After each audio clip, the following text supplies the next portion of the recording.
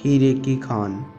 Africa महाद्वीप में हीरों की कई खानों की खोज हो चुकी थी, जहां से बहुतायत में हीरे प्राप्त हुए थे।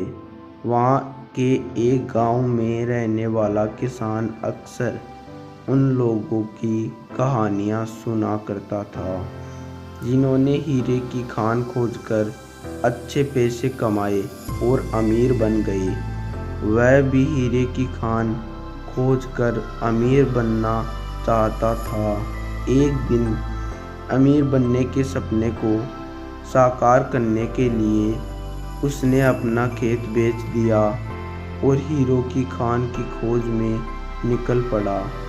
अफ्रीका के लगभग सभी स्थान छान मारने के बाद भी उसे हीरो का कुछ पता नहीं चला। समय गुजरने के साथ उसका मनोबल गिरने लगा। उसे अपना अमीर बनने का सपना टूटता दिखाई देने लगा।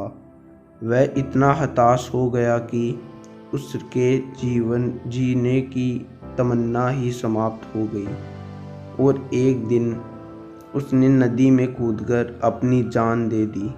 इस दौरान दूसरा किसान, जिसने पहले किसान से उसका खेत खरीदा था, एक दिन उसी खेत के मध्य बहती छोटी नदी पर गया। सहसा उसे नदी के पानी में से इंद्रधनुष प्रकाश फूटता दिखाई पड़ा। उसने ध्यान से देखा तो पाया कि नदी के किनारे एक पत्थर पर सूर्य की किरणें पड़ने से वह चमक रहा था। किसान ने झुककर वह पत्थर उठा लिया और घर ले आया। वह एक खूबसूरत पत्थर था। उसने सोचा कि यह सजावट के काम आएगा और उसने उसे घर पर ही सजा लिया। कई दिनों तक वह पत्थर उसके घर पर सजा रहा। एक दिन उसके घर उसका एक मित्र आया। उसने जब वह पत्थर देखा तो वह हैरान रह गया।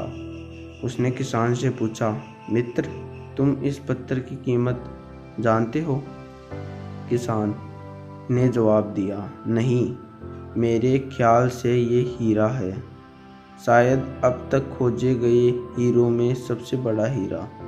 मित्र बोला, किसान के लिए इस बात पर यकीन करना मुश्किल था। उसने अपने मित्र को बताया कि उसे यह पत्थर उसके खेत की नदी के किनारे मिला है। वहाँ ऐसे और भी पत्थर हो सकते हैं। दोनों खेत पहुँचे और वहाँ से कुछ पत्थर नमूने के तौर पर चुन लिए गए। फिर उन्हें जांच के लिए भेज दिया। जब जांच रिपोर्ट आई तो किसान के मित्र की बात सच निकली। वह पत्थर हीरे ही थे। उस खेत में हीरों का भंडार था। उस समय तक खोजी गई सबसे कीमती हीरे की खदान थी। उस खदान का नाम किम्बले डायमंड माइंस है। दूसरा किसान उस खदान की वजह से मालामाल हो गया। पहला किसान अफ्रीका में दर दर भटका और अंत में जान दे दी, जबकि हीरे की खान उसके अपने खेत में उसके कदमों तले थी।